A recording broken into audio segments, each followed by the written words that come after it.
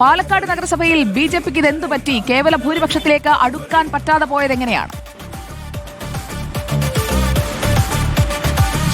സുജിയ, Palakkad municipality തന്നെയാണ് ഏറ്റവും കൂടുതൽ ആളുകൾ ശ്രദ്ധയോടുകൂടി നോക്കിയിരുന്നത്. പാലക്കാട് ഇത്തവണ ആർക്കും തന്നെ ഒരു കേവല ഭൂരിപക്ഷം നേടാൻ സാധിച്ചില്ല. കഴിഞ്ഞ തവണ 28 സീറ്റുകൾ ഉണ്ടായിരുന്നു പാലക്കാട് മുനിസിപ്പാലിറ്റിയിൽ ബിജെപിക്ക്. ഇത്തവണ ഒരു ഹാട്രിക് ഭരണമാണ് ബിജെപി പാലക്കാട് മുനിസിപ്പാലിറ്റിയിൽ ലക്ഷ്യമിട്ടത്. പക്ഷേ പല വാർഡുകളും ബിജെപിക്ക് നഷ്ടമാവുന്ന സാഹചര്യമാണ് ഉണ്ടാവുന്നത്. ബിജെപിയുടെ പല വാർഡുകളും CPM-ഉം അതല്ലെങ്കിൽ കോൺഗ്രസും പിടിച്ചെടുക്കുന്ന സാഹചര്യം ഉണ്ടായി. ഏതായാലും 25 വാർഡിൽ ബിജെപി ഒതുങ്ങുകയായിരുന്നു. ഏറ്റവും വലിയ ഒറ്റകക്ഷിയാണെങ്കിൽ പോലും ബിജെപിക്ക് ഭരിക്കാൻ കഴിയുമോ എന്നുള്ള കാര്യം ഇപ്പോഴും ആശങ്കയിൽ നിൽക്കുകയാണ്.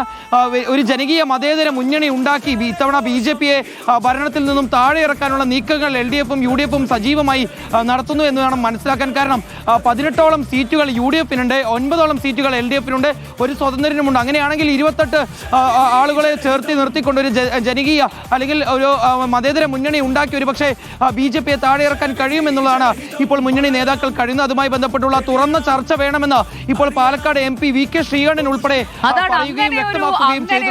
ധാരണയിലേക്ക് എത്തിക്കഴിഞ്ഞാൽ അത് രാഷ്ട്രീയമായി എങ്ങനെയായിരിക്കും വിലയിരുത്തപ്പെടുക? പ്രത്യേകിച്ചും നിയമസഭാ തെരഞ്ഞെടുപ്പിലേക്ക് 2026 കടക്കുമ്പോൾ അങ്ങനെ ഒരു മാറ്റത്തിന് അല്ലെങ്കിൽ അങ്ങനെ ഒരു കൂട്ടുചേരലിന് തയ്യാറാകുമോ? ബിജെപിയെ പുറത്തിരുത്താൻ നമുക്ക് യോജിക്കാം, നമ്മൾ ഇന്ത്യ മുന്നണിയിൽ ഒന്നിച്ചുള്ളതല്ലേ എന്നത് കേരളത്തിൽ പരീക്ഷിച്ചാൽ അത് ജനം എങ്ങനെ വിലയിരുത്തുമെന്നുള്ള ഒരു ആശങ്ക എന്തായാലും മുന്നണികൾക്കുള്ളിലുണ്ടാകും. പക്ഷേ നിൽക്കക്കള്ളിയില്ലാതെ വന്നാൽ അതല്ലേ ചെയ്യാൻ പറ്റൂ എന്ന് പറഞ്ഞുകൊണ്ട് ആ തീരുമാനത്തിലേക്ക് പോകുമോ? അതാണ് നമ്മൾ പാലക്കാട് നഗരസഭയിൽ കാത്തിരിക്കുന്നത്. പ്രിയപ്പെട്ട പ്രേക്ഷകരെ, വോട്ടെണ്ണൽ പൂർത്തിയാകുമ്പോൾ ജനവിധി കൂടുതൽ കൃത്യമായി നമ്മുടെ മുന്നിലേക്ക് എത്തുകയാണ്.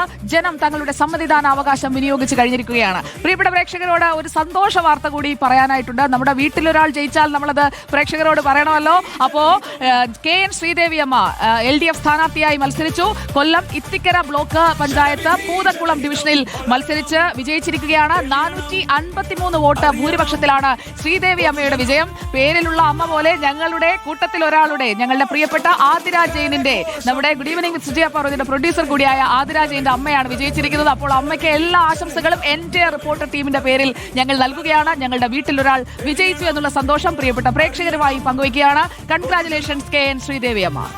അപ്പോൾ ആ സന്തോഷത്തോടെ